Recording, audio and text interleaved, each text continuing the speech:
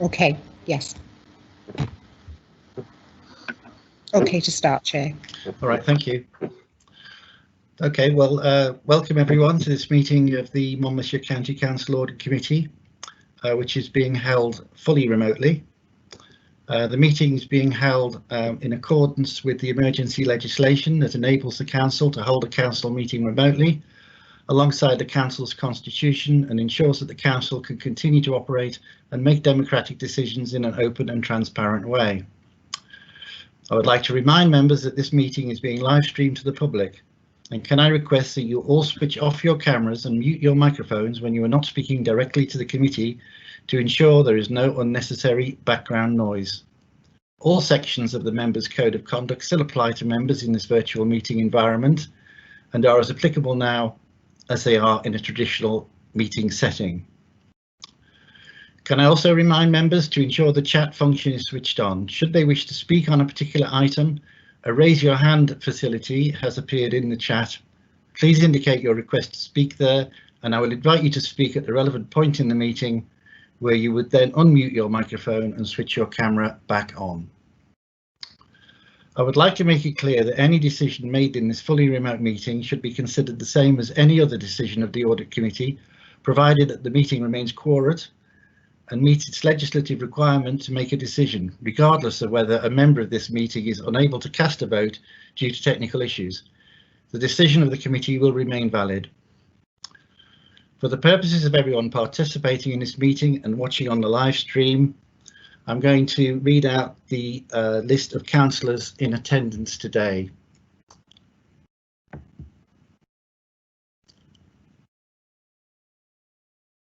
I've got Anthony Eason, Councillor Feekins, Councillor Higginson,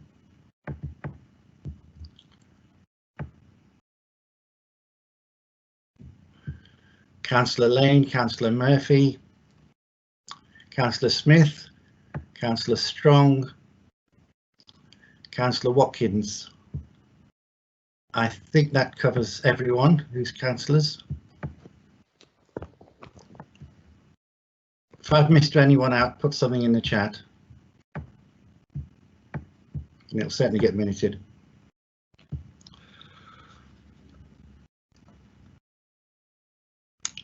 I have not received any apologies for absence today. If there are any other apologies that need to be recorded, please make this clear in the chat, and that will also be recorded in the minutes. So I'm now going to carry on with the agenda as normal. I'll be inviting officers to present their items and then asking members to speak based on the order of requests that I receive in the raise your hand facility. I've introduced councillors, and I will introduce other speakers as I call on them, but please introduce yourself and what your position is if that's not already been made clear. And could I ask officers to avoid the use of initial letters or mnemonics when describing entities, for instance, Public Service Board rather than PSB. I think that makes things more understandable for everyone.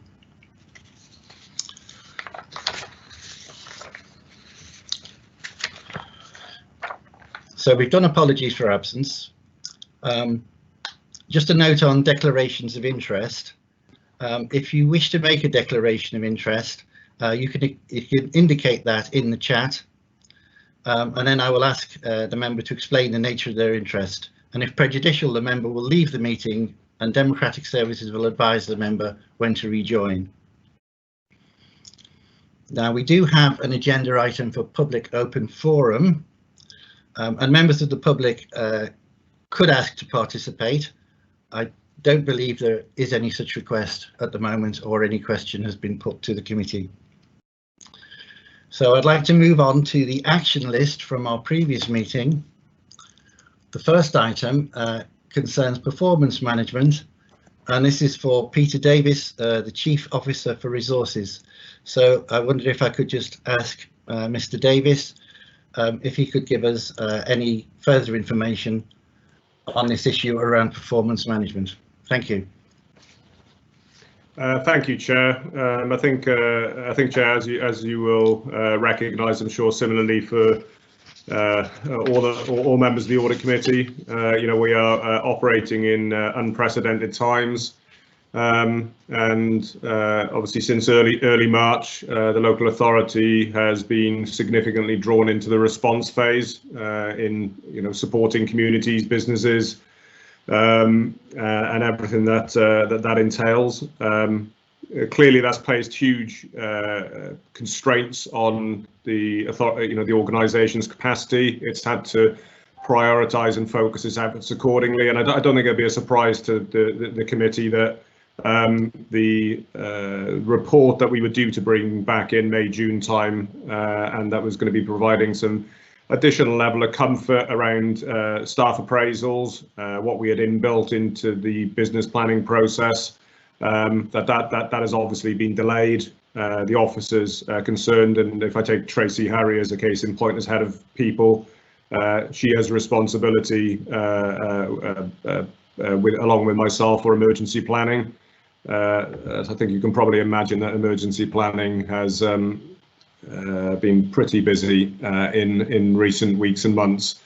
So on the one hand, that is something that will need to be deferred forward. What I did want to touch on, because it was a conversation that I brought into senior leadership team by way of discussion earlier in the week, it's a matter around, I guess, a wider conversation about well-being of staff and our workforce.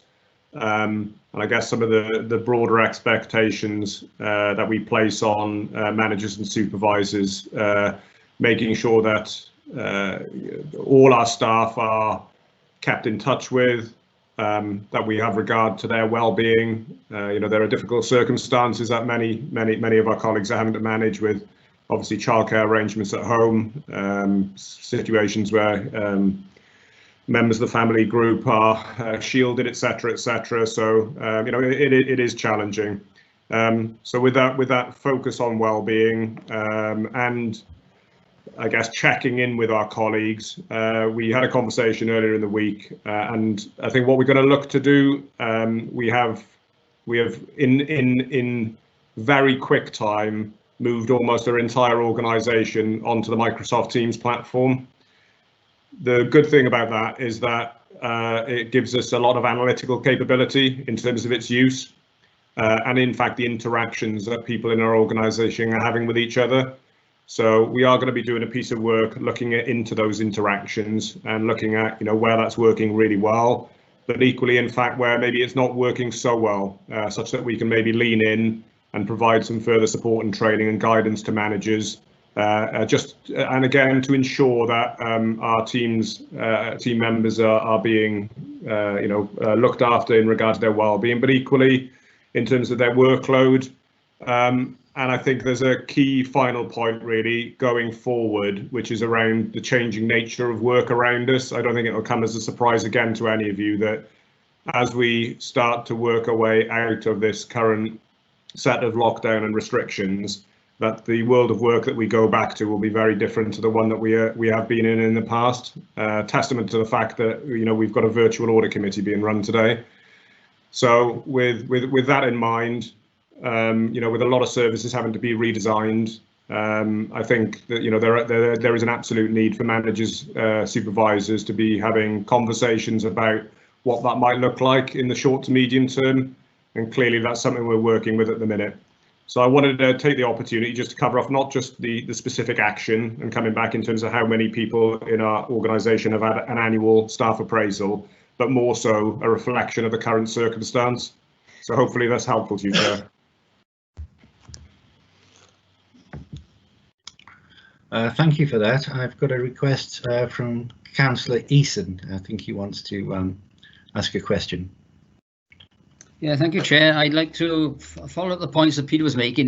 He made them on his general speech in terms of working from home and operating from the team system. Are you assessing the psychological effects on staff who could be isolated at home whilst working, not having the interaction with their fellow workmates when you do get this in a county hall setting? Are you assessing this? Has it been assessed? What process you're going to put into place if this puts pressure on individuals, not all the same, some are affected differently, ongoing in the future.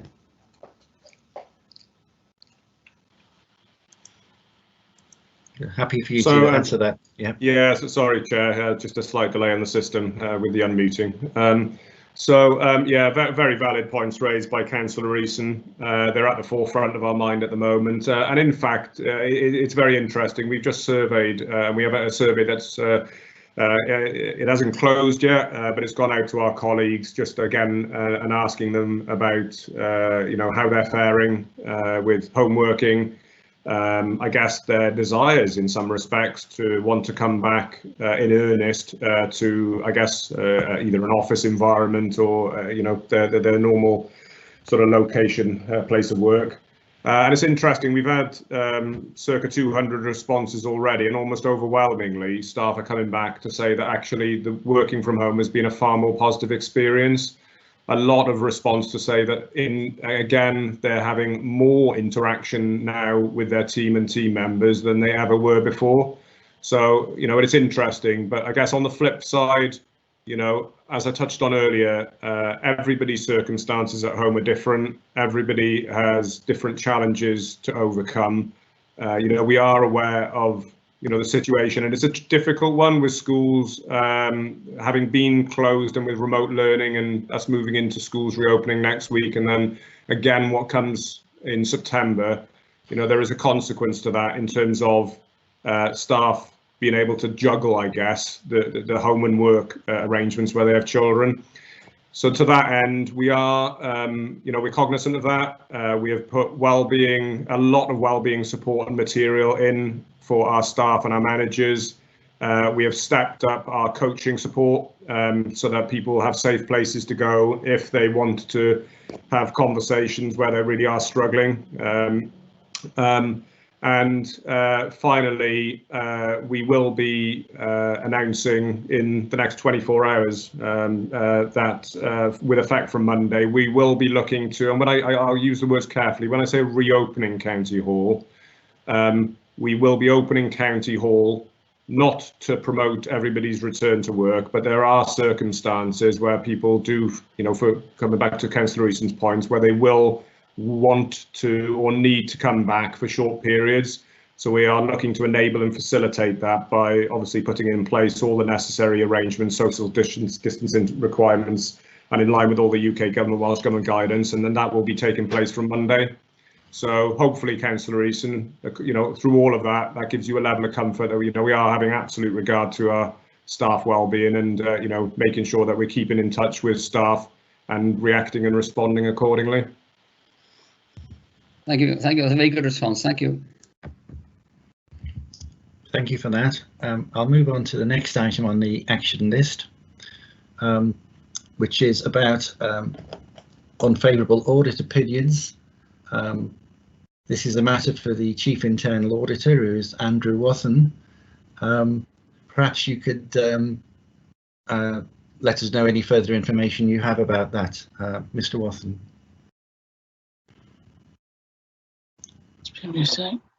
Yes, Chairman. Good afternoon, Chairman. Good afternoon, members.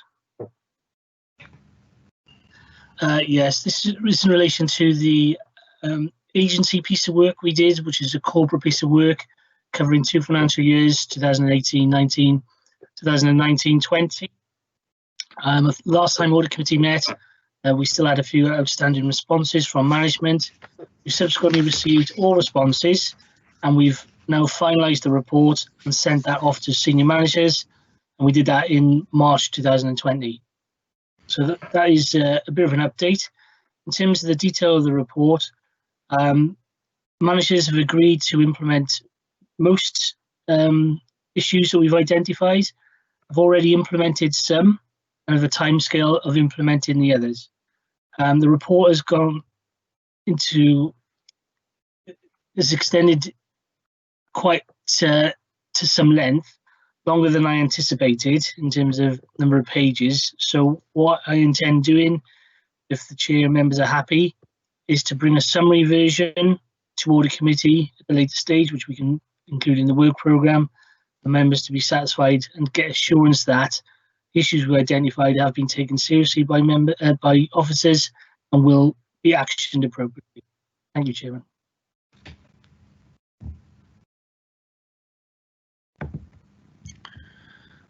Thank you. I'll just give a minute or so to see if anybody does want to ask you a direct question, but people can write comments into the chat. That's absolutely fine with me. A couple of messages coming in.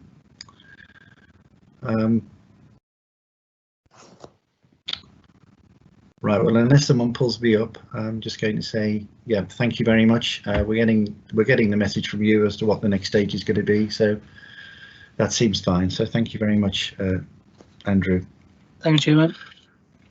Now, the next item on the action list concerns the whole authority strategic risk assessment. Now, I believe that this is a matter for Richard Jones, the performance manager. So could you give us, if you could give us any information you have about this action point, please? Yes, thank you, Chair. Good afternoon, members. The action point, to set it in context, stems from the previous presentation of the latest versions of the Council's Whole Authority Strategic Risk Register to the committee, and a question on how we look over a longer time frame. And there's often the focus of the Whole Authority Strategic Risk Register, which is largely focused on the medium-term delivery of Council services, which we recognise an aspect we need to develop. The Future Risk Register referred to is the work the Public Service Board in Monmouthshire is undertaking with other public service boards in Gwent to look at future risk and opportunities over a longer term time frame, for example, over the next 25 years or so. This work is still under development and timescales have been impacted by the response to the coronavirus pandemic, and it would be appropriate for the Public Service Board in Monmouthshire to complete that work prior to consideration at Audit Committee. So that's something we can keep on the action plan, hopefully, Chair, and bring forward at a suitable point in future.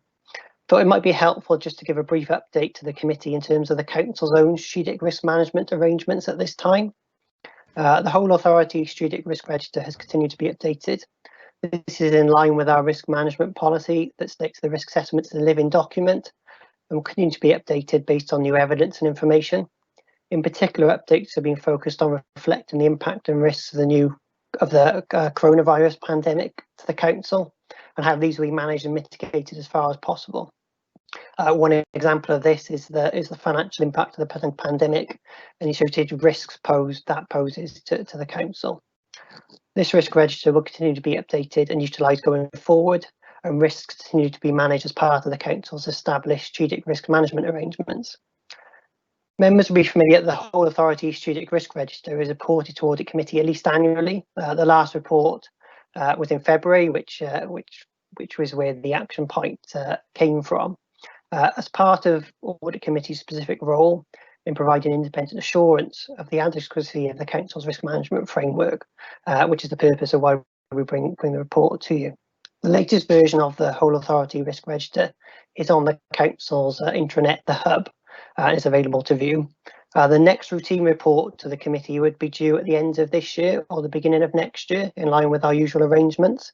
But members may want to consider if Audit Committee want to receive a further report on the Council specific Whole Authority Risk Register arrangements, particularly strategic risk arrangements, at this time. So I was hoping that's a bit more of a broader update for you, Chair.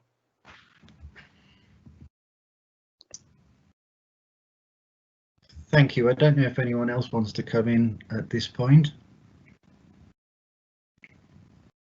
I did have I was just wondering really what your view would be on how engaged the Audit Committee should have been or should be in the future about assessing and mitigating risks like the pandemic we just had and other major events, and whether there is anything that we should be doing at this stage. Yeah, thank you, Chair. So in terms of the Council's immediate response has been has enacted its emergency management planning and business continuity arrangements to manage the pandemic. In terms of the audit committee's responsibility, I think you obviously have a responsibility around giving assurance to the council's strategic risk management arrangements, and we obviously bring a report to you on an annual basis outlining both the arrangements in terms of their effectiveness, but obviously a key part of that being our whole authority strategic risk register, which really captures, I guess, those strategic risks across different areas, whether that be financial, some of the social risks, etc., that face the council in particular, but also reflect perhaps some of the conditions in the county as well. So in terms of the role of audit committee, I say you have a specific role around the assurance of our risk management arrangements, and that whole authority strategic risk register and process is probably, in terms of your role, the best avenue in terms of understanding how the council is planning for the next period in terms of those risks and how they can be best managed and mitigated as far as possible. I think I heard you say that you thought there might be a purpose in having some kind of interim report on maybe just reflecting on what happened with the pandemic. Do you think you could bring something forward for the committee on that? Yeah, if that's something the committee requires, Joe, I'd be happy to bring that forward. As I say, our strategic risk register is continually updated as evidence of circumstances change. Obviously, at the moment, circumstances are changing rather quickly. I think that report would focus on, obviously, the whole authority strategic risks, which would pick up, obviously, existing risks and also those risks which may have changed or been new as a result of the pandemic. So I'd be happy to bring that forward, and also perhaps as part of that outline how our arrangements are adapting in terms of risk management to manage that at this time. So it would obviously reflect the pandemic, but also current position of any other risks that the council is managing, which would be in line with your responsibilities. Well, I'm getting a couple of positives from that, from the committee, which probably means that there is a general consensus in favour. So I'd like something to be put onto the forward work plan, if you could, please. Yeah. Well, thank you very much for your offer. Okay, thank you, Chair. Again, I'll just have a short pause to see if anyone is going to make any further comment before moving on to the next item. Okay, well, this is the annual review of the investment committee, which is again for the Chief Officer of Resources, Mr. Davis. Whether you'd like to let us know the latest position, please.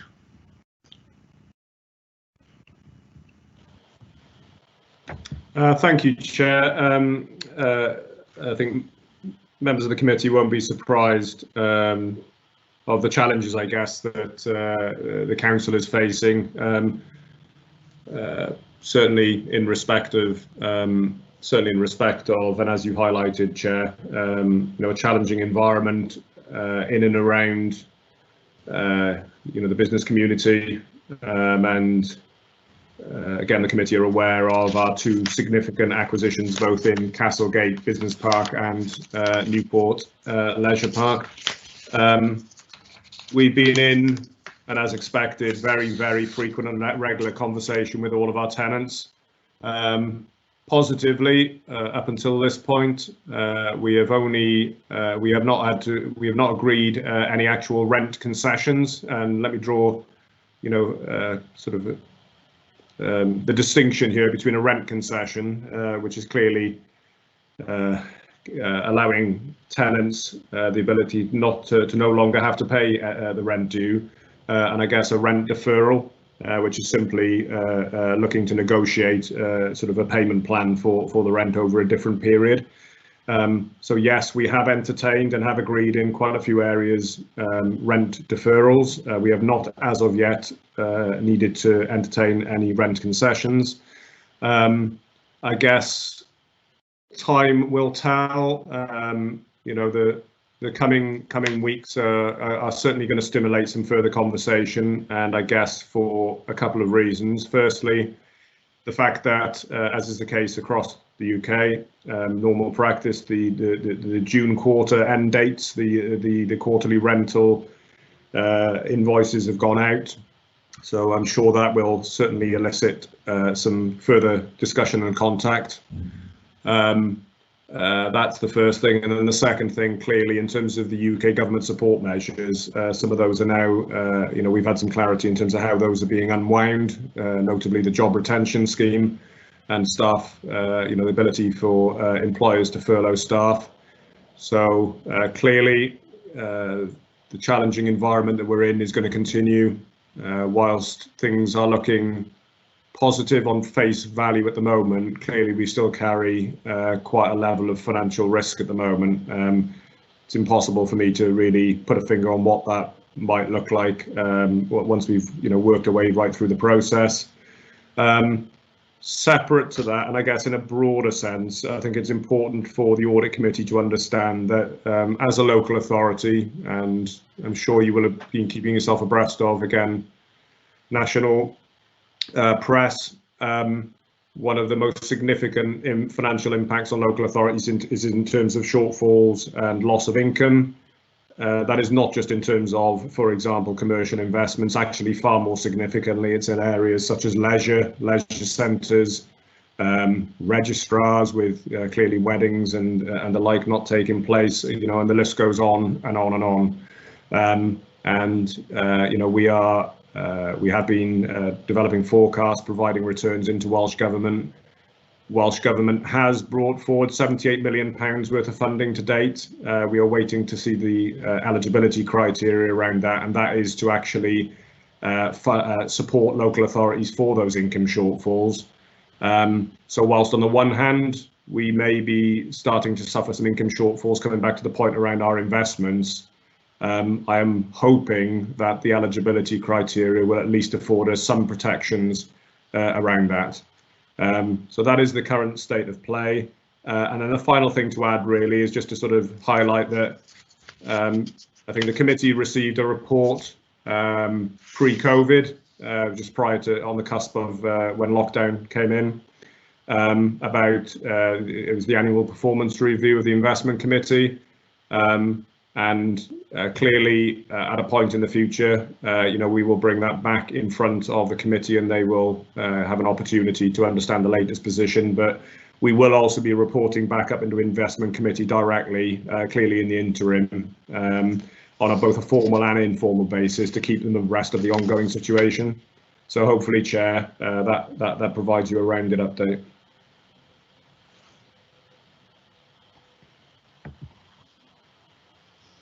Thank you. I'll just give a minute to see if anybody has any questions for you.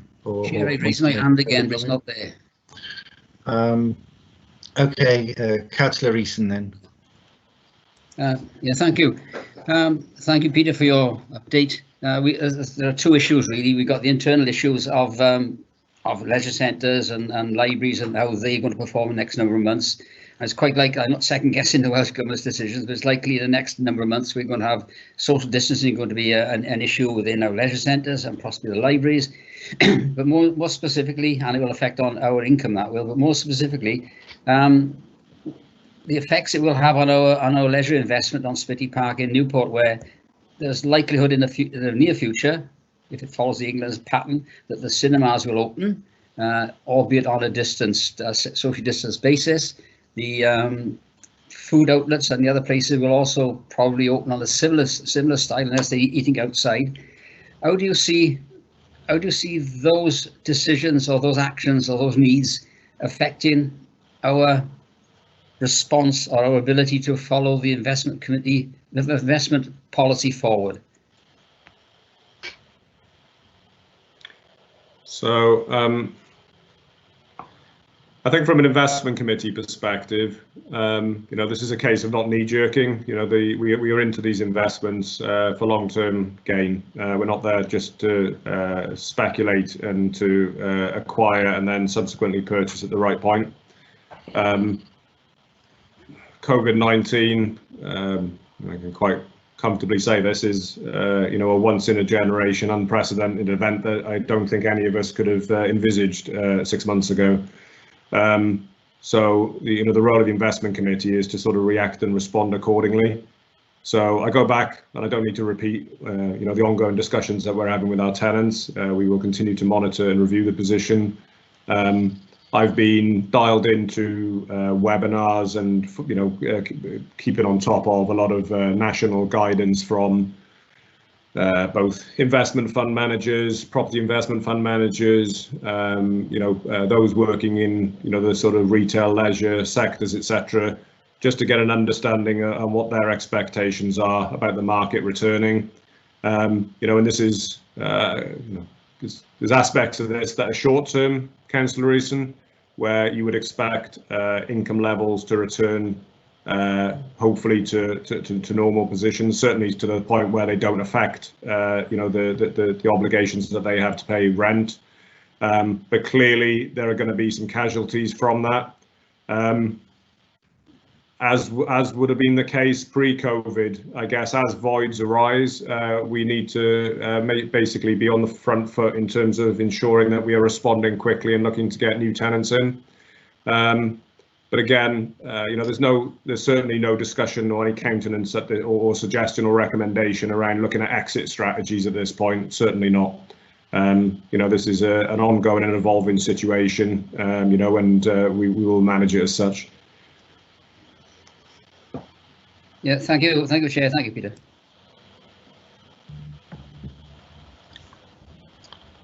Well, thank you for that. I'm not seeing any other hands raised at the moment.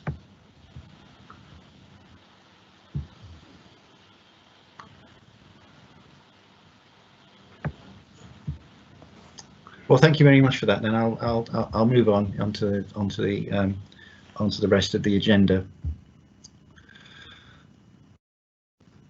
Okay, well, on the agenda we have now, the next item is the Code of Corporate Governance, which is a matter for the Chief Internal Auditor, Mr. Wathen. And I'll just note the recommendation that the Audit Committee contribute to the appropriateness and content of the draft Code of Corporate Governance and subsequently endorse it for Cabinet approval.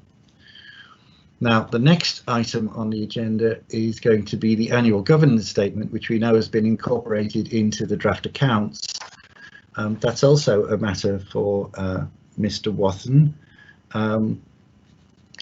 I'll leave it to him to decide whether he wants to effectively take those two items together. But I will note the recommendation on the annual governance statement, which is that the Audit Committee contribute to the appropriateness and content of the draft annual governance statement 2019-20 and subsequently endorse it. So if I can hand over to Mr. Wathen to introduce these items, please. Okay, thank you, Chairman. So if I take the Code of Corporate Governance first, Chairman, they are both interlinked and very much interdependent, and members will see that there is quite a lot of repetition between the two, and quite rightly so. Code of Corporate Governance is the framework on which the annual governance statement is based. And I think members may remember that from previous annual governance statements, one of the action points in the action plan was to revise and update Code of Corporate Governance and push it through to Audit Committee and then through to Cabinet for approval, so it becomes the official Code of Corporate Governance, and updated in accordance with the relevant up-to-date guidance. So that is the intention of today's meeting, is to put the Code of Corporate Governance in front of you as Audit Committee members, and to respond and to add any comments you so wish, and then based on that I can take that to Cabinet, them to again add any comments before approving it, and that becomes the basis for future annual governance statements, and with the intention of reducing the size of future annual governance statements, which I'll come on to in just a sec. So corporate governance is about doing the right thing at the right time for the right people in an open and transparent way.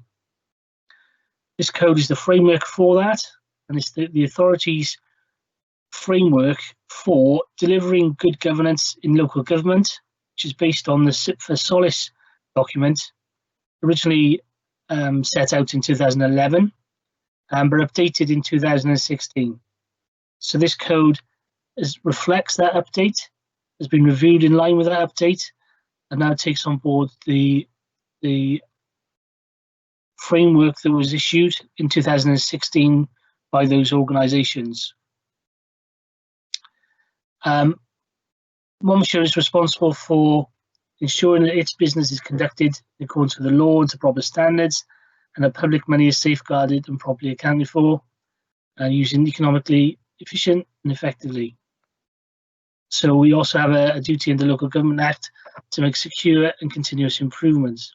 This all adds to the governance arrangements. We need a base on which to demonstrate that. On an annual basis, that is the annual governance statement, but the backbone and the framework for it is the Code of Corporate Governance.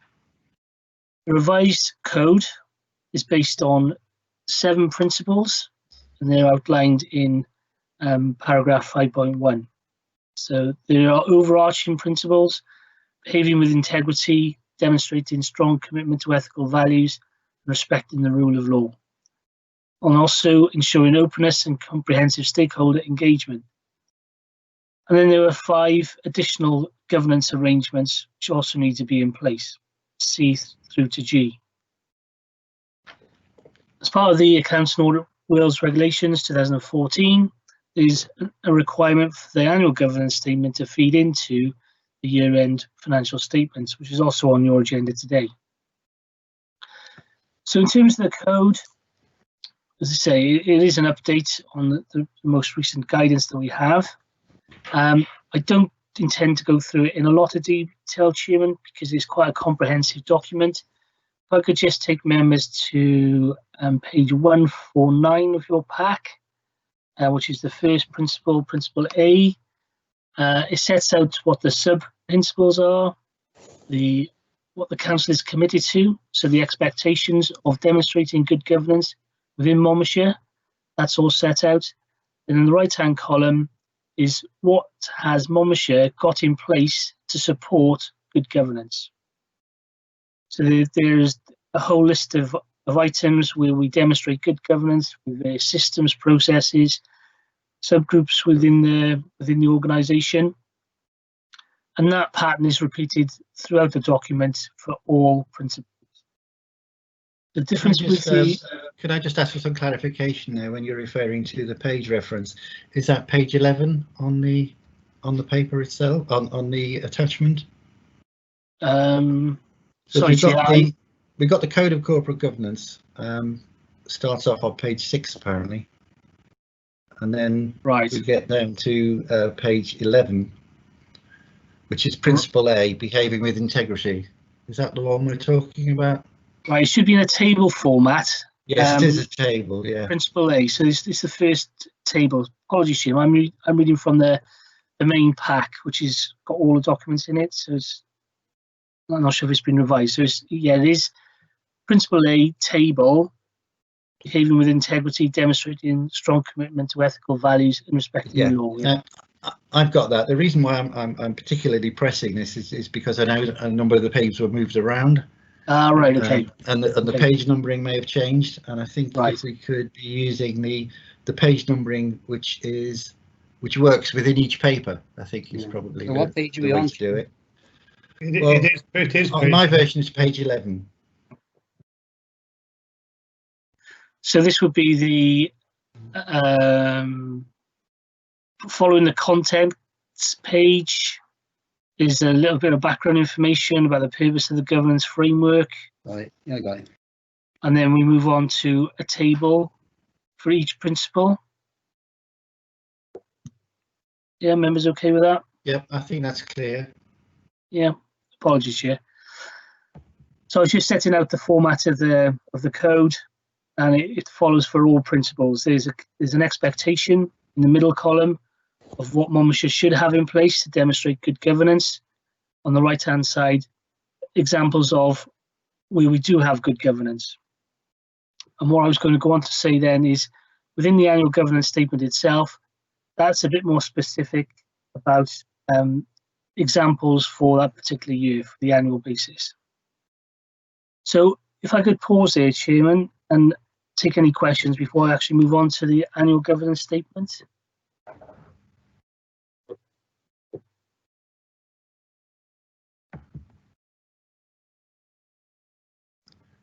Okay, Councillor Murphy.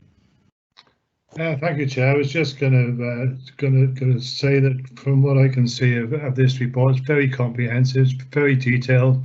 I can't see anything that hasn't been covered, so I'm quite happy to move on to the next report.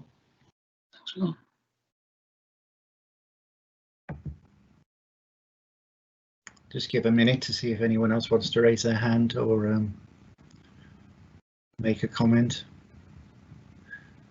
Unmute. I don't know if I'm raising a hand, Chairman. Do you want to come in, Councillor Smith? Well, it's only a comment, Chairman. I'm slightly confused. I've got a hard. Yeah, I am unmuted. Good. I've got a hard copy, so my page numbers are completely different. And my compliments to my colleagues if they've been able to flog through all these papers with a screen in front of them. But looking at the Code of Corporate Governance, there was a point E where it made the point developing the entity's capacity, including the capability of its leadership and the individuals within it. When I read it, I thought it needed a bit of clarification that actually that should include all members. You know, it is the entirety of our organisation, isn't it? The members, the officers, everybody. Whereas you could interpret it that it was purely the leadership group, the cabinet group, looking at issue. That was something that just struck me. Thank you, Chair. Okay, thank you, Councillor. Yeah, these are standard description principles from the Solis SIPFAIR corporate governance guidance, and within the table itself, it does talk about member officer protocol, and in the annual governance statement, I do include the training element for members. So it does cover both members and officers. Time. I think your microphone's off. Well, I'm sorry, Chair. For some, it's off. it wants to shut me up. You're on now. I'm on now. By the time I reached the end of this pack of papers, I felt slightly bemused, to put it mildly. There are one or two comments I'll try and make as I go through, Chairman, and thank you. Thank you. Thank you. Okay, then, Mr. Wathen, do you want to go on to the annual governance statement itself? Okay, thank you, Chairman. So the annual governance statement, as I said, feeds into the statement of accounts for on an annual basis, and is based on the Code of Corporate Governance. So the principles will be the same, and again, it is quite a long document because I've tried to incorporate actual examples of where we've got good governance in place for Monmouthshire to 1919 to 1920. It does pick up on Councillor Smith's point and incorporate examples of member training and a member training programme.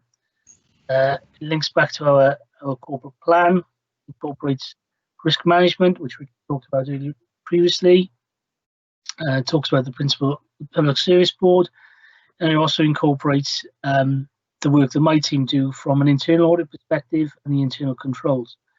Also included a section on the COVID-19 pandemic, just to give an overview of what's happened with the council and how we've arranged things to make sure that we responded in terms of the delivering frontline services at the beginning and how other services have been provided subsequently with various emergency response teams, emergency plans, etc. in place.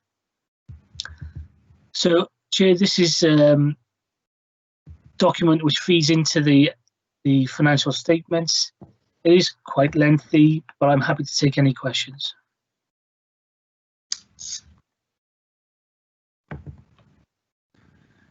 Well, okay, then over to the members to raise any questions or make any comments that they wish to make.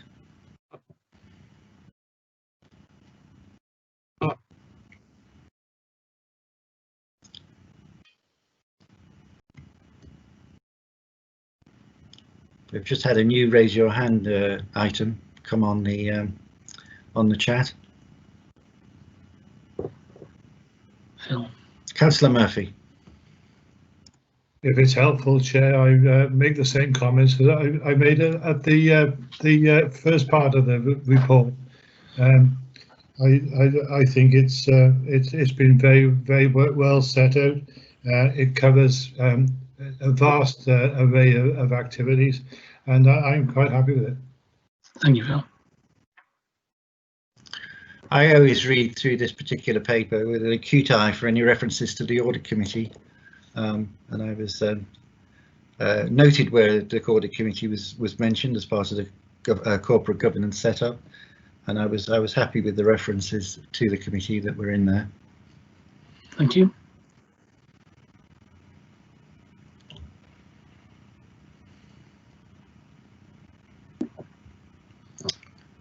Okay then, in that case, I'll just state, and up to members if they disagree with me, I'll just state then that as I originally read out the recommendations, essentially this committee has endorsed these two papers.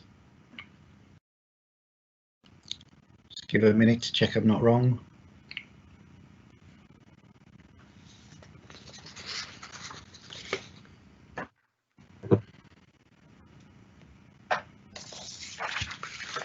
All right then, the next item to be considered is the Monmouthshire County Council draft accounts. And these are going to be introduced by Jonathan Davis, who is the finance manager. Can I also just say, I introduced councillors earlier on. We do have two people present at the meeting from Audit Wales today. Mr. Lucy and Charlotte Owen, so just to say welcome to them.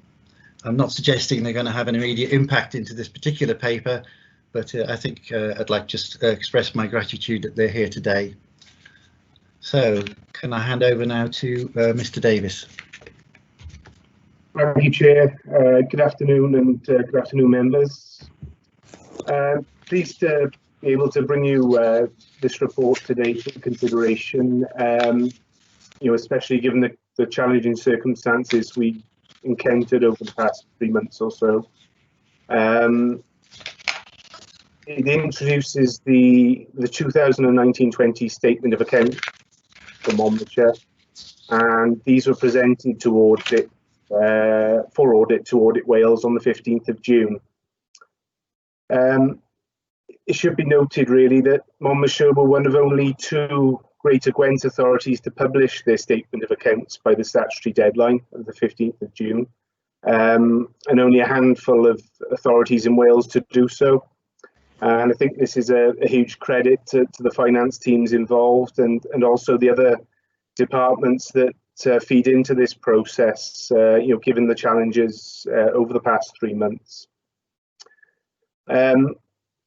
Following the audit process, the statement of accounts will come back to this committee in September, and it will be for consideration at that point for onwards recommendation to September Council for formal sign-off at that meeting. And this is in preparation for us publishing the audited statement of accounts by the 15th of September statutory deadline. The statement of accounts in front of you in Appendix 1 is split into 2 main sections really. That's the primary financial statements in sections 5 to 8, and also the supporting explanatory notes in sections 10 to 17. As is outlined in the covering reports, the content and layout of this statement of accounts is highly regulated by legislation, and it's often hard to reconcile the information here with the financial information that's reported to Cabinet throughout the year. And there's a few main reasons to this, and it's due to a number of additional items which we are required to put into the statement of accounts, and these I think are listed in paragraph 3.2 9, I think it is, to the report, the covering report, being capital charges for use of our assets. So those such as depreciation, impairment and revaluation movements. Alongside that, we're also required to include pension service costs. And when I say the costs, it's the fair value of our future obligations to meet the costs. So it's not just our in-year payments to the pension fund. We're also required to represent the value of untaken employee benefits, which are known as accumulated absences, and those that have not been taken at the balance sheet date of the 31st of March 2020. Within the primary statements, there are also quite a few classification differences to the financial information that you would tend to see throughout the year in Cabinet reports. In respect to the movement in reserves and the balance sheet items in the primary statements, I think it's fair to say it's been a fairly static year in terms of the movements, and they're comparatively small. But the one exception to this, which I'd like to draw out, is the liability for meeting future pension costs.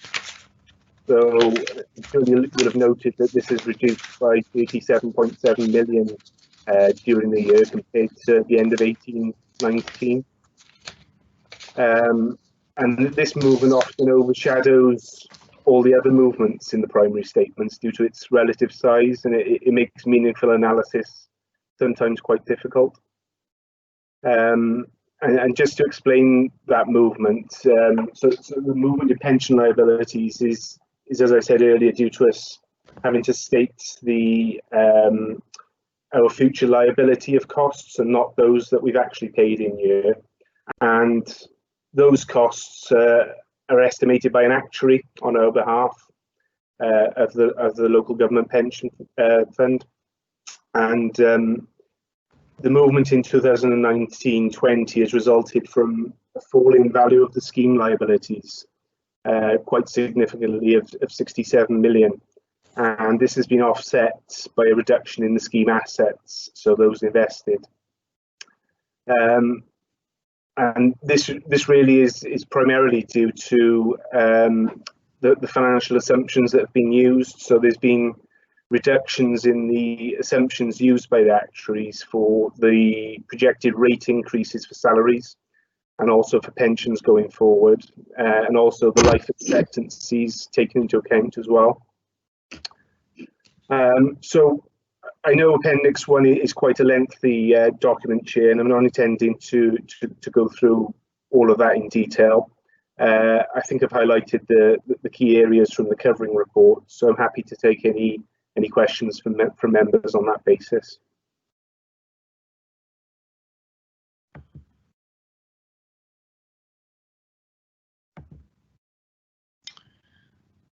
Thank you for that. If anyone wants to ask any questions or make any points, if they could indicate, please.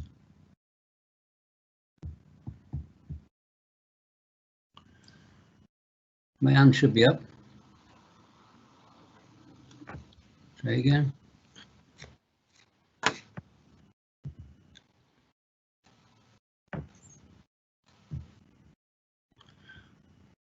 Well, I heard you, Councillor Eason, so Yeah. if you want to ask a question, make a Yeah, point. I don't know where my, it says on your lower your hand, but it's not right. I got 3 questions on the, well, one general question. Jonathan, this audit report, when will we go into select committees? That's the first question. When will we go to select committees? Because generally picks this up about this time of year. And of course, we've got to sign off by September. If you could just think about that one. The other question is on my page of the pack 105, which is the school deficits.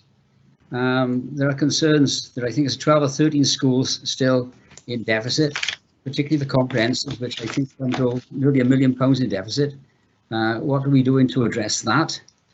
On page 131 of my report is to do with debtors. I'm trying to pull it up again on my page. The debtors, there's quite a lot of debtors on there, particularly council tax arrears, which is 2.6 million. Revenue debtors coming to, well, I think revenue debtors might be floated backwards and forwards, but there's quite a lot of debtors, 31 million altogether. What can we do, or what are we doing to address the debtors, to bring those debtors down? And the third question is on page 151 of my report. It's to do with redundancies. I noticed that last year, I can find it, I can't get the number. No, last year, there's £1.2 million paid in redundancy packages, as opposed to 700,000 the year before. Why is it there's an increase? Have we reached the peak of redundancy payments? Is it likely to start to go back down now, as we saw in the COVID thing? It's gone up to a peak. Will it be coming down? That's my three questions. If you could pick them up, please. Over to you, Mr. Davies.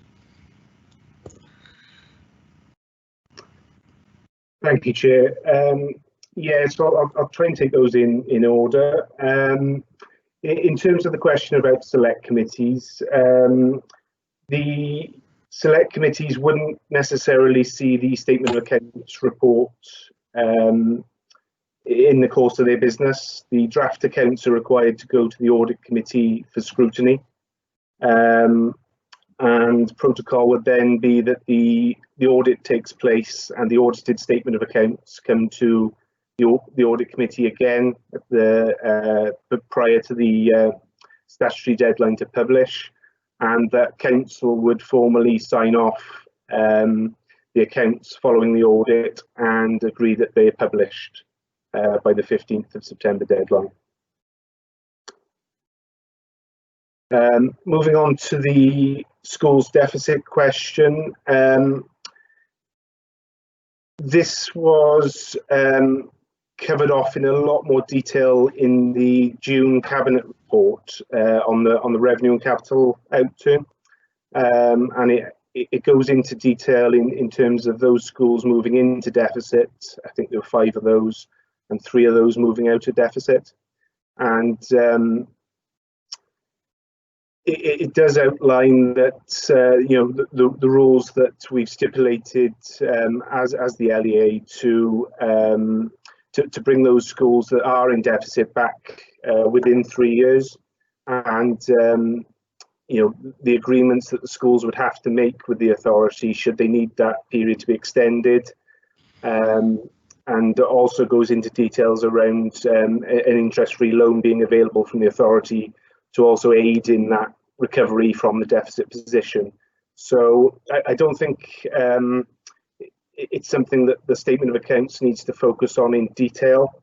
And I know Peter may wish to come in, the head resources, in terms of that as well, but I'll cover off the other questions first. Can I just briefly interject? We've just been reminded to turn our cameras off when we're not actually speaking. So at the moment, I think Councillor Smith, you've got your camera on. It's just a matter of presentation, I think.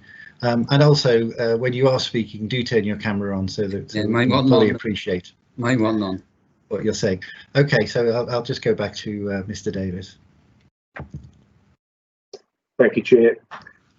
In respect of debtors and the position there, it's a, let's get the correct table up.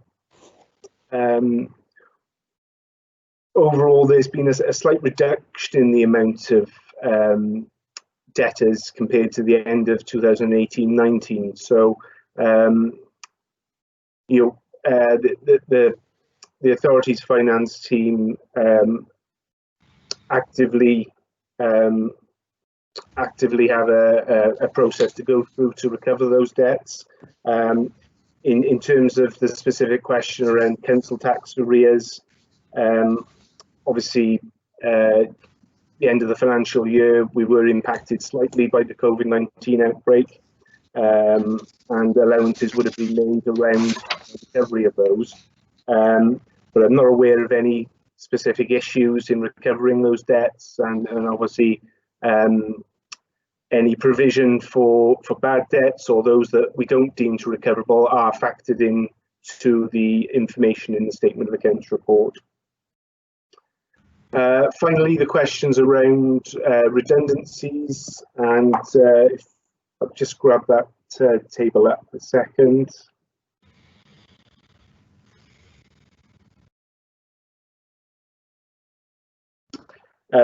What I would note in terms of the figures portrayed there is it's very much dependent on the services restructuring themselves and those redundancies that flow from that.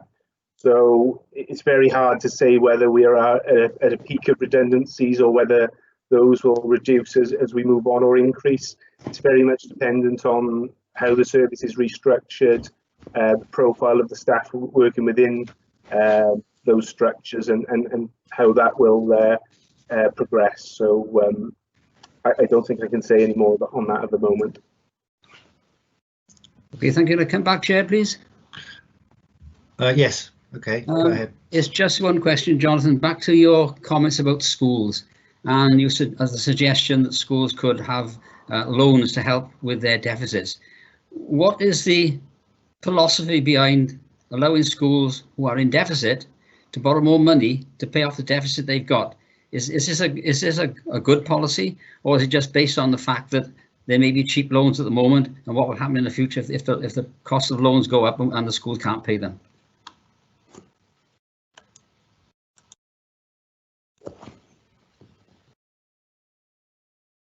Thank you, Councillor. Yes, so in terms of those loans, schools can access, in certain circumstances, an interest-free loan from the authority with a repayment period of up to 10 years. And that is based on the fact that that funding will then help with the restructuring and progress of meeting their deficit. So,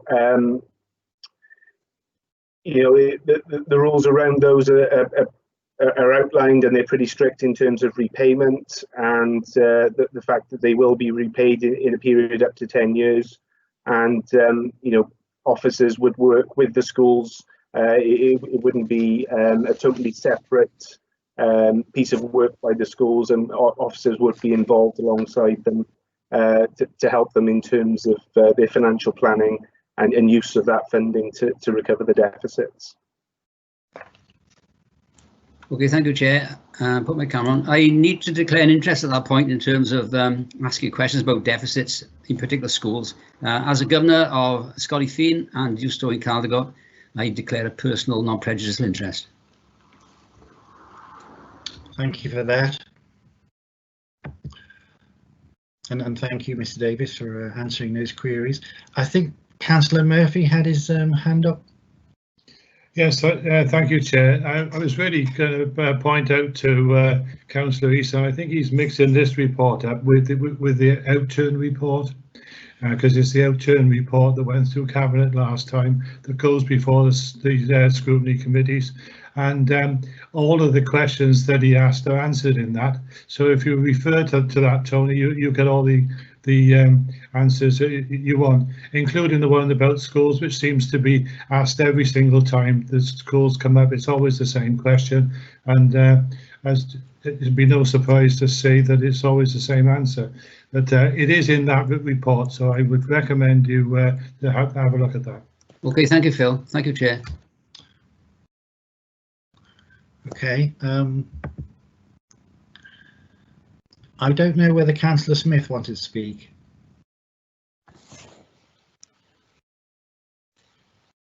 Sorry. I'm having trouble with the system. You're all in mini. Can I ask you? Right, I am there. I hope I stay. Are we actually looking at the statement of accounts? Because I've got a bit of distraction in the background as well. Because I had a couple of points I wanted to make on the statement of accounts. Yes, that's right. That's what we are looking at now. Well, can I please ask that? Well, one thing, yes, that the officer commented on. Well done, the people who got the reports there in time in June, because that must have been extremely difficult. In the narrative report, please, page 3 or page 11, narrative report, there's a reference there to the majority of the council's administrative and political functions are located in the town of Usk. They are not located in the town of Usk. I'm very parochial. Our address is the Rada and it's outside Usk. leaving it there in the town of Usk, you'll find people looking at the wrong buildings, I think. So please, if we could address that issue, I would be pleased. And on page 14, there is something that always concerns me, Chairman, the financial performance for the year. And my desire always, we have there the three columns, the revised budget, the actual and the variance. But we do not have the, what I call original budget, the original thinking as to how we will manage our finances.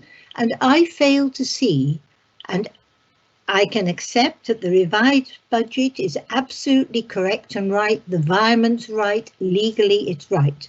But I would like to see that original thinking that this council will require this funding to run this service, so that then you can actually clearly see where differences in thinking and what final outcome appear. You can't measure a performance without an original figure.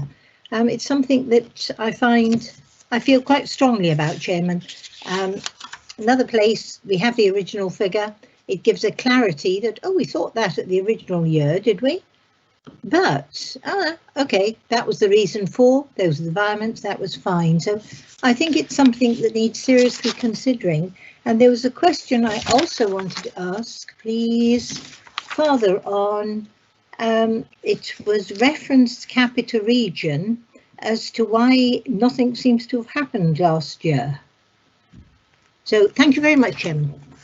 I'll turn off now. Doesn't go.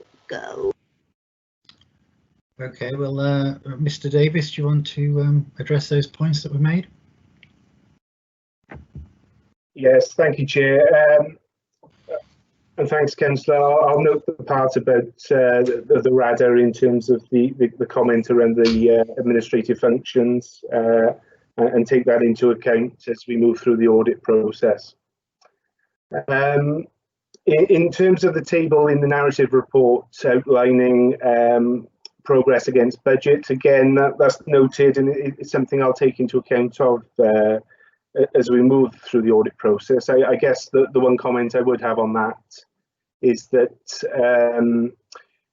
this report doesn't go into detail in terms of that financial performance during the year. The narrative report merely gives context to that in how it links through to the statement of accounts. So the revenue outturn report that the June Cabinet received would go into detail on how the original budget has moved throughout the year to come to a revised budget. So you know, it is something I'll have to think about and assess. So thank you for that. I think the final point was around the city deal, Cardiff City regional deal, and the progress in respect of that. So our contribution during the year was not required on a capital basis because they did not progress with the schemes that they originally planned. I don't have the financial outturn for the city deal to hand to see the reasons for that, but I'm aware that progress on certain schemes was delayed, but I'm not sure of the factors that impacted that, so I'd need to come back on that. Thanks, Chair. Okay, perhaps if you do get more information yes. on that, you could circulate something to committee members separately. Could I ask another question very briefly, Chairman, and thank you very much for the information. I looked at the notes and whatever, and it's probably in there. What are the total borrowing requirements that we can have as a council? How many billion or million could we borrow? Thank you.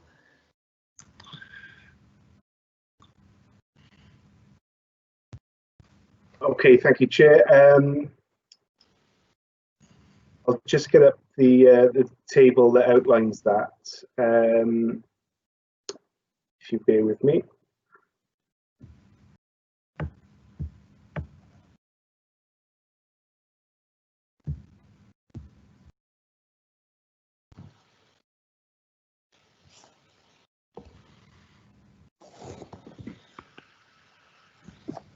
So there's a note in the accounts, which is note 12.8. I'm pretty sure it's going to be on a different page, given what we've had already to what you're looking at. But I don't think members particularly need to see the note. But we're governed by the limits that we set in our Treasury policy at the start of any financial year, and that gives an operational limit that we're not allowed to borrow over without going back to council for further approval. That figure isn't shown in the accounts. It's an item for the Treasury Outturn report, which will go to the July Audit Committee. I can't remember the figure offhand, but I can confirm that we were within the limit that we set at the start of the year. And you'll note that total borrowing, I think, is shown in the narrative report as... Yeah. I got the total borrowing that we had done. Yeah, I've got that, but I just wondered if there was a limit that said, hey ho, no council can go. Thank you, Chairman. Thank you, Mr. Davis.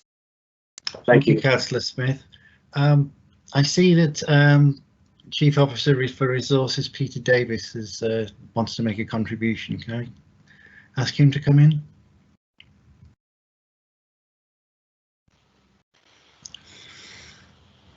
Thank you, Chair. Thank you. Apologies again, slight network delay. So yeah, just a couple of things. Hopefully I can just assist on a couple of matters to just save Jonathan having to go back and source information. So just in terms of the Cardiff Capital Region, certainly in terms of the in-year position. So in terms of the investment fund that the Cardiff Capital Region operates, it has made one significant investment in the infancy of the City deal being established, which was the investment in the compound semiconductor sector, the investment in IQE PLC down in Imperial Park in Newport. That's not to say that Cardiff Capital Region hasn't been undertaking a significant amount of work and activity. In fact, far from it.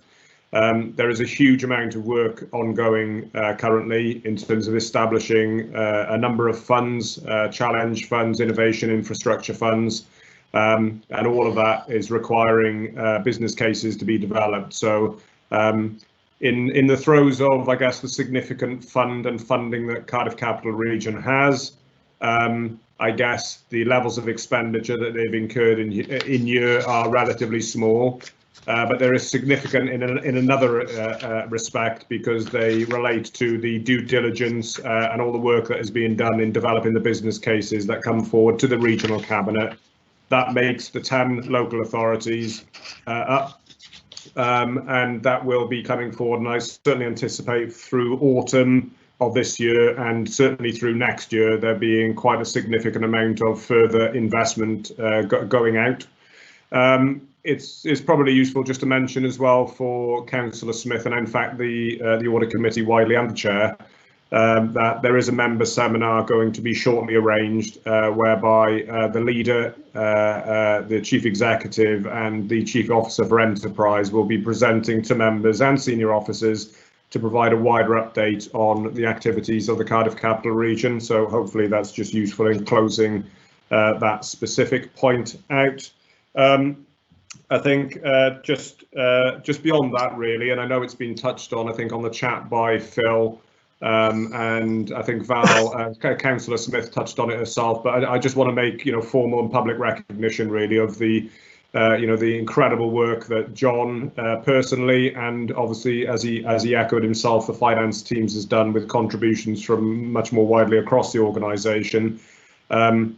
Let me tell you all, this is no mean feat in terms of the challenges that we have been facing, in terms of how we've had to react, how John and his teams have had to react in assessing a hugely rapidly emerging situation with COVID-19, in providing continual information flow up into leadership, into the emergency structures, into WLGA, Welsh Government, whilst not just closing the outturn report out that went into Cabinet recently, but actually hitting the statutory deadline for the accounts. And as John said, we are one of few to have done that.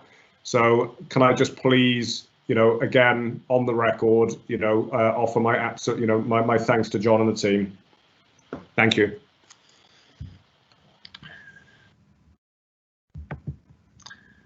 Thank you for that. And I think Councillor Murphy had a further point you wish to make. Yes, thank you, Chair. I was going to say two things that Peter has just said, so you can skip over that one. I was going to point out about the seminar with regards to the Cardiff Capital Region City deal, and again to echo my thanks to the team. I'm sure that's very welcome. So thank you very much. Now, just to remind the committee that the recommendation was that the draft statement of accounts should be reviewed by the committee. It's my view that it has been. I'll just give people a minute or two to make any further points they might want to make.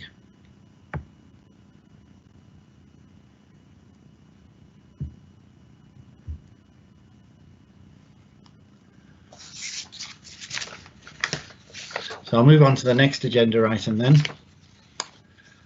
This was the Audit Committee self-assessment that was organised. That was organised for us by the Chief Internal Auditor, Andrew Wathen. So I'd like to invite Andrew to introduce this item, please. Thank you, Chairman. As the Chairman says, this is the Audit Committee self-assessment. So it's the assessment that you as Audit Committee members have pulled together about the effectiveness of how the Audit Committee operates, both from a member's perspective and the support you get from officers. And it does demonstrate good governance that we are, and you are, reviewing the effectiveness on a fairly regular basis. This is the second time we've done a review, self-assessment, and thank you to members who've contributed to it and responded. Not all members contributed, but the majority did. It's really encouraging. So what I've done is set out the responses in the appendix. I'll come on to in a moment. But generally, members may recall we started the ball rolling in November 2019 when I sent out the questionnaires, sent out a couple of reminders, and it was based on 7 themes. So there were roles and responsibilities, monitoring and oversight, internal audit, external audit, membership, meetings, skills, and training of members. Picks up a previous point made by one of the councillors. So responses were generally positive, and all comments coming back were good and valid. There were some points being made by some members, and the purpose of today really is to gather members' thoughts about how we move this forward to improve how the Audit Committee operates in the future. So based on the comments that I've received already and today's discussion, I can formulate an action plan that we can enact to make sure that we are covering all the key issues that members have concerns about moving forward. So if I can move members to the appendix, that is the table format of the responses received.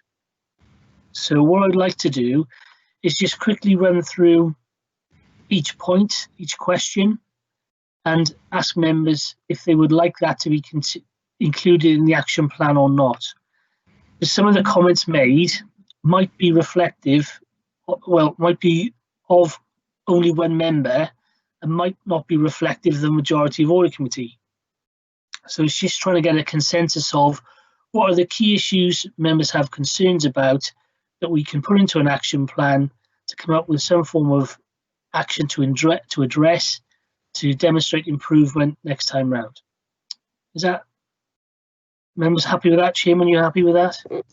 I was going to suggest that where we have 7 out of 7 votes cast, or 6 out of 7 votes cast, under the yes column, we could consider that particular item to be non-controversial. So we really should be looking at ones where we don't have those levels of support. And we can go through this table systematically in a moment to get members' views on them. Just maybe first start off by just asking whether members have any general questions about the procedure based on just looking at the overall report. So I'll just give people a chance to raise their hand or whatever if they want to at this point, if that's all right with you.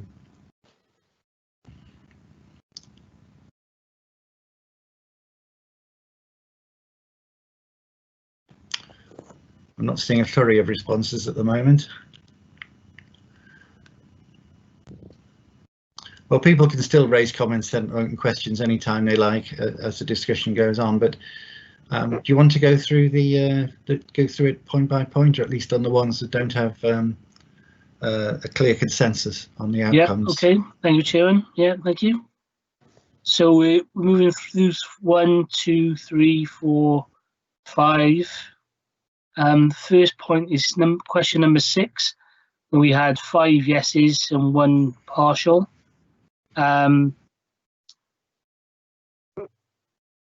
the committee obtained feedback on its performance from those interacting with the committee or relying on its work? Do members feel that's appropriate to put in an action plan or not?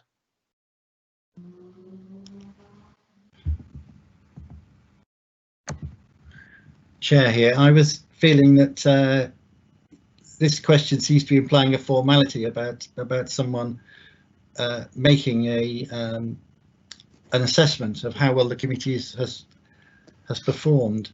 I'm not aware of such a mechanism, apart from 2 things. One is that I know the Chief Internal Auditor keeps a close eye on the committee, and also that the report which we put together annually now does go to full council, and I feel that is in a sense a performance report that we're making. So you might gather from that I don't feel there's a lot to do in this area unless somebody is able to enlighten us on what the method of assessment would be. Okay. I'm happy with that, Chairman. It's just okay. I'll just turn my camera off so this doesn't turn into a 2-person show. So back to you. Thank you, Chairman. So moving through to 7, 8, 9, question 10. Has the committee agreed to set criteria when an officer may be invited to attend committee? This tends to come from audit committee reports. It's generally self-explanatory. Members have an opportunity to invite any officer they like in at any time. That can be directed from the reports that come through from me as an audit committee. So again, I don't think that warrants an action in terms of an improvement, unless I hear otherwise. Can I speak, Chair? Yes, Councillor Eason sounds like. Yeah, thank you. Yeah, just on that one topic, Andrew, you say there's not a lot we need to say about it, but it is a topic which comes up quite regularly at meetings where we've asked, or you have asked an officer to come to explain things, and we find that can't come this time or the next time or the time after. Eventually, it's got to be dragged in, kicking and screaming to a degree. Promptness, really, I would like to see from officers when we as a committee would like to speak to them. Yeah, sorry, Chair again. I don't recall an instance when somebody has not come forward when invited. Sometimes there's a bit of negotiation goes on in the background about who should be giving evidence. We could formalise this a little bit by I mean, in custom and practices, two limited internal audit reports will cause us to ask someone to come in, and I think the chair would take the view on the contract procedure rules, that if the piece of work was of a substantial amount, defined by the chair, I imagine, that we should invite someone in. So we could formalise that a bit more. I too might have said, oh, you know, there's no need, everyone knows what happens. But if there was a change of chair, then I think there could be a change in policy. So maybe it should be formulated more clearly. Okay, Jim, I can I'll look into that. I mean, it does depend on the availability of officers sometimes, and unfortunately sometimes they might have a clash, but generally they do turn up at the following meeting when they're requested to attend. But we can work something through on that, so that's okay. Okay, moving through to 12. Question 13 really was not such a positive response. Does the committee have appropriate interaction with other committees, select, etc.? I think other members of the audit committee are members of scrutiny in some cases. The chair does sit on the chairs of scrutiny committees, and as the chair says, does prepare an annual report to cabinet. So I don't know if anybody's got any. Chair, if you've got any further comments on that?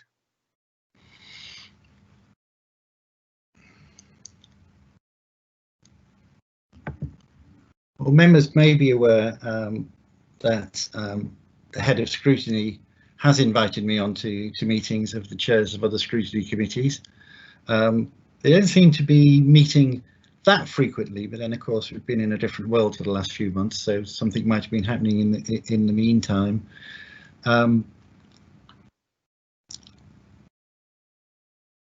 Other areas where I'm not so sure about is where members of our committee, the audit committee, are also on scrutiny other scrutiny committees, and information can be passed back and forth in almost an informal way. I don't know whether we need some kind of statement as to what the formal mechanism would be for asking other committees for information, or passing reports to other committees, or asking for reports from other committees. This used to be organised through something called a coordination board, but that doesn't meet now because I think it was generally understood that it wasn't really worth getting together all the heads of the committees, often when there wasn't much business to be done. So if someone can come up with a formal mechanism for interacting with scrutiny committees, I think that could be useful. Okay, Chairman, I'll take that back through to Democratic Admin and through to scrutiny. Yes, and have that conversation. Yeah, if you could ask the head of scrutiny, I think it's still the same person, if they've got any thoughts on it. Yep. Okay, thank you. Moving through 14, 15, 16, there's a 5. 16, are there arrangements to hold the committee to account for its performance? Again, the chair does provide an annual report which goes into audit committee, to go to cabinet, sorry. So I don't feel that that's a need for any action as such there, Chair. I agree.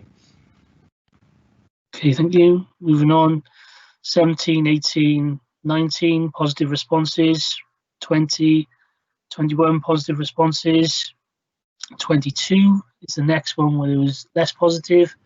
Does the committee receive regular information on client perceptions of the internal audit service and other performance management information? So this is about me and my team, and the comment that were made relates to internal audit advise the committee on managers' acceptance of their recommendations. Not so sure about this. Require concise comment on service. So that's whether members of the audit committee feel they get sufficient feedback on how I perform, my team performs across the organisation, other than me reporting back to you through my quarterly and annual report, I guess, Chairman.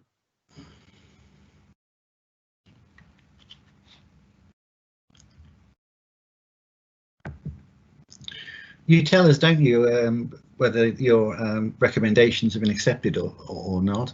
And I believe you do have a customer satisfaction survey, don't you? But you don't give us any detailed information on that. That's right. Yeah, we do. After every report, every report is finalised, we send an evaluation questionnaire out to managers and encourage them to feedback to us as much as we can. We don't get a very good response rate generally, but that information is available. If there's any areas that are noted that we need to improve on, we do, but that doesn't come through to Audit Committee. So we could formalise that better and provide that information to Audit Committee if you so wish. Maybe you could add a paragraph to your quarterly or annual reports on customer ratings. Okay, Chairman. We can do that, yeah, no worries. Thank you. So moving through 23, 24, 25, 26, 27. Is there an opportunity to hold private meetings with the external auditor? Chairman, I think that as with myself, if the chair of Audit Committee wanted to have a meeting with the external auditor, I'm sure they would accommodate that. And if members felt it was appropriate to meet with them, then they would also meet with members. To date, I just can't recall an occasion when there's been a need for that. But it hasn't been formulated anywhere. It's not written down anywhere. It would be, if requested, I'm sure it would be accommodated. I'm hogging all the discussion here, but I just wanted to point out that Audit Wales nearly always come to Audit Committee meetings, which I think is a very good thing. But also usually send somebody along to our pre-meetings to discuss what might come up in the meeting. There's plenty of opportunity there for interaction with external audit. It may not be apparent to committee members that this is going on. I feel relationships with Audit Wales have been very good. I think so, Chair. Yeah, I'd agree. Okay, thank you. Yep. Moving through 28, 29, 30, 31, on to 32. Are members sufficiently independent of other key committees of the council? So the comments say, I sometimes wonder if corporate needs override the audit scrutiny function, conflicts of a member's role opposed to a committee functionality, or are on other committees or cabinets. And then there's a positive comment about it being a strength of the committee that some members will also sit on other key committee meetings. I've noted no conflict. Any conflict is declared, etc. Do we feel strongly enough to include that in an action plan?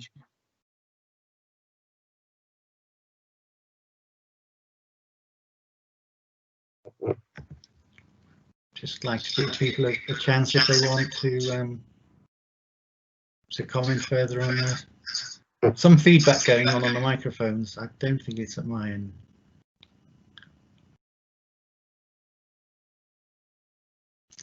Councillor Murphy. Yeah, thank you, Chair. I really don't see this as a problem. The comments made on here, I think, are quite valid. Everybody's connected with everything else. People do declare an interest, or they often use their experience on another committee to contribute to this committee. So I really don't see that there's any need to do anything other than we already do.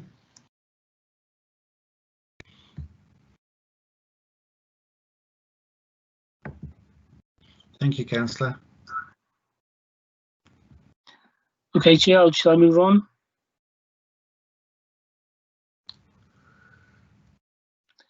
Going through 33, 34, 35, 36, 37, 38, 39, and 40. Very positive responses.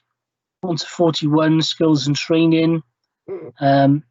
Probably not such a positive response. Has the membership of the committee been assessed against the knowledge and skills framework and found to be satisfactory. I don't think we've gone through a formal process, but the comments noted along the side come back as a positive, I think. It depends what how members feel about that, whether we need to formalise that moving forward.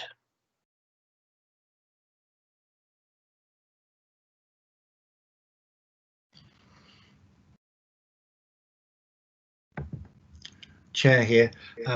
Personally, I find it very difficult to assess what the skill set is of the committee members. Councillors come from all walks of life, and they're certainly not recruited against a job specification. I might be the only one who was. I think, though, at the heart of this is probably a training issue.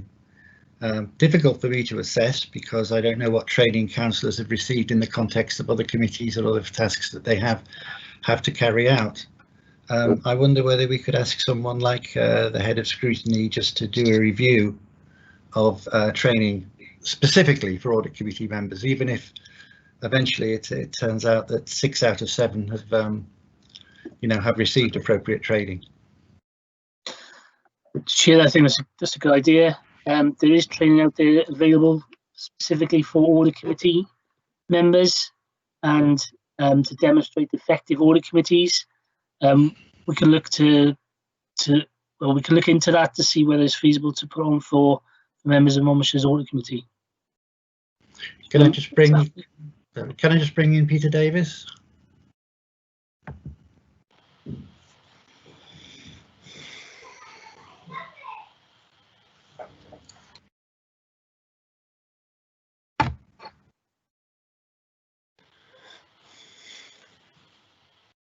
Thank you, Chair. Sorry, delay. I think what was just concluded there is, from my perspective, a sensible outcome. Certainly to supplement, at the start of an administrative term with new membership, the induction training that is run for members of the audit committee, members more widely, and I think we're at a suitable point in the administrative cycle to, as Andrew suggested, to just engage with members of the committee and understand where there may be some gaps that we need to address. But I think the other point just to make, and I think it's an important one, is that, and I think members of the committee should hopefully engage with this point, is that we do look, when we are bringing, sometimes complex material in front of the audit committee, that we do look to try and provide as much background information, and actually walk members of the committee through that, so that they are suitably informed before those items are considered. So, examples of that probably over the last 12 months, you think about, for example, from my perspective, having brought presentations and updates in to do with anti-fraud, bribery and corruption, we provided background information just so members of the committee understand, the authority's responsibilities and, in fact, what the committee is looking to consider. And, similar applies with other complex reports around Treasury, what we've had today in terms of the accounts. Maybe, there is something around that, which in itself is a very complex document. So, yeah, let's just understand where members of the committee, it's an individual and personal thing, isn't it? In terms of where where members of the committee feel that they are comfortable or not. So let's just assess that. But where things are coming in front of audit committee that are maybe slightly more bespoke, a moment in time, a risk that's materialised, then we will always look to try and suitably inform members before we ask them to scrutinise matters.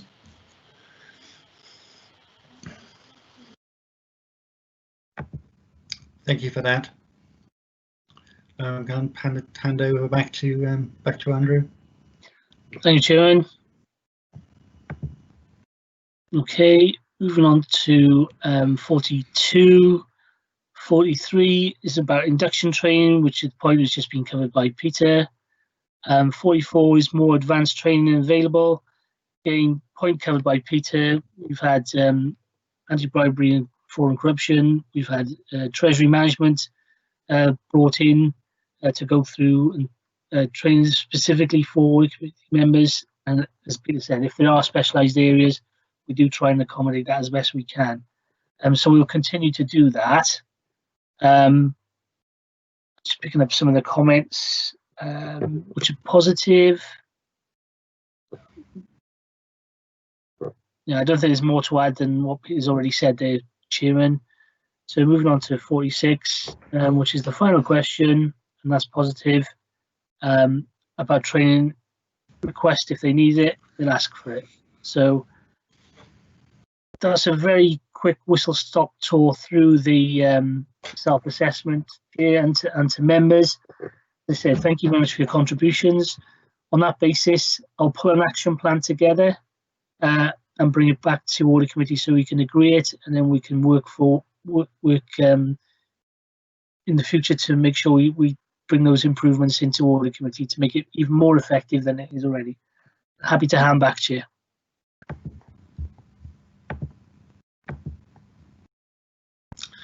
Thank you for that, Mr. Wathen.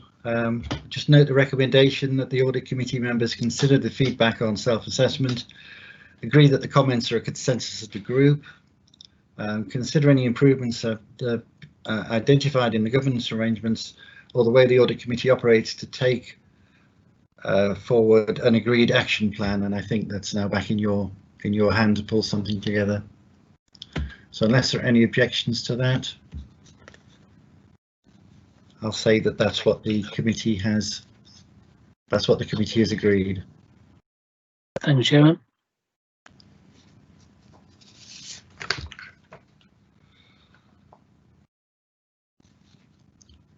Now, is my camera on at the moment? Anyone? No, Chairman, it's not. No, well, it looks like it is on, but I'll just turn it on, off and on again. Are we back? You're back, Chairman, yeah. Yep, okay, good. Just had a note there to ask me about whether my camera was on. The next item on the agenda then is for Audit Wales. It's the Certificate of Compliance for the Audit of Monmouthshire County Council's 2021 Improvement Plan. And this is for Charlotte Owen from Audit Wales to introduce. So over to you.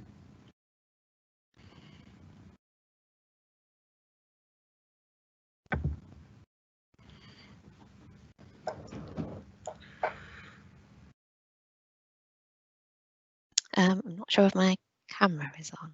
Yes, it is. It is good. Thank you, Chair. So this item is a certificate confirming that the Council has produced its improvement plan for the year. So every year under the local government measure, every council has a duty to produce a forward-looking improvement plan. And our role at Audit Wales is to review that plan to establish whether it meets the legislation requirements. So things in terms of the elements included in the plan and also whether it's published within the required time frame. And we then confirm compliance or otherwise with Welsh Government.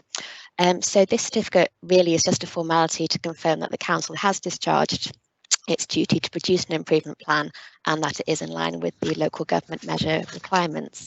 And I don't think there's really very much else I can say on this, but happy to take any questions if there are any. Thank you for that. Yeah, thank you for that. I'll just give Richard Jones, the Performance Manager, an opportunity to speak if he wants to.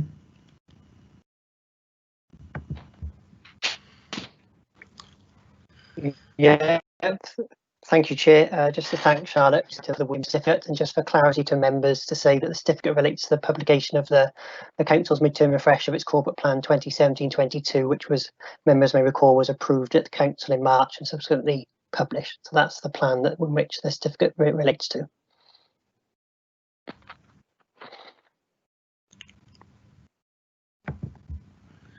Right, well, I just formally ask members to make comments or ask questions if they want to.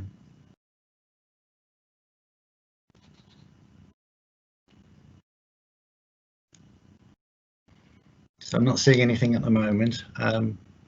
So if that's all right, I'll move on then to the Forward Work Planner. Looking quite comprehensive. Quite detailed. if anyone's got any comments or queries they wish to make, please to take it now.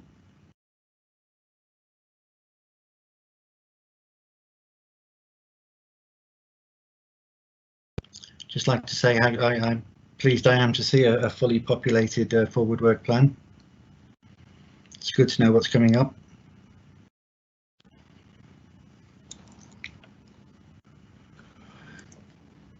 All right, well, the next item on the agenda is to confirm the minutes of Councillor Eason. Are you going to come in? Just a quick question on the direction we're going. On the 20th of July, 30th of July, we were looking at the draft accounts for various bodies like the Welsh Church Fund or Mon Farm Trust.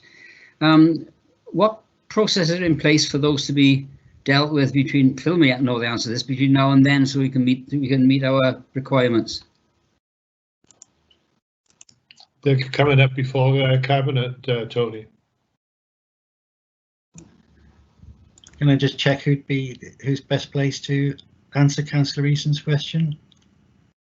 Well, Phil tried to say something then, but will they be going to the committee, Phil? They'll be going. The Farm Trust will certainly go to the committee. Yeah, I think the other one does too, doesn't it? But certainly they're listed for Cabinet quite soon. I've seen it on the forward planner, so they are coming forward. Okay, lovely, radio. Okay then. Next item then is to confirm the minutes of the previous meeting. Move, Chair. We got someone who's moved, so I can have a seconder. Is there anyone out there? I'll second, Phil. Right, who is that? Matt. Oh, right, okay.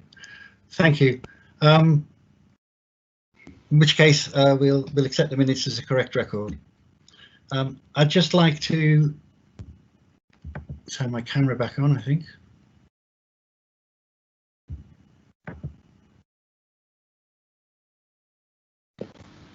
Yeah, that's fine, Chair. Am I on? Yeah. Yes, sorry, you I seem to have got a second toolbar come up, but yeah, I just wanted to say thank you for everybody for a very successful meeting of the Audit Committee when we've considered some important business. From my point of view, it's gone very smoothly. No doubt people will let me know if there were any problems. But a heartfelt thank you to everyone concerned. And we just note that currently the plan is for our next meeting to be on the 30th of July. So thank you very much, everybody. Thank you, Chair. Thank you, Chairman. Thank you all.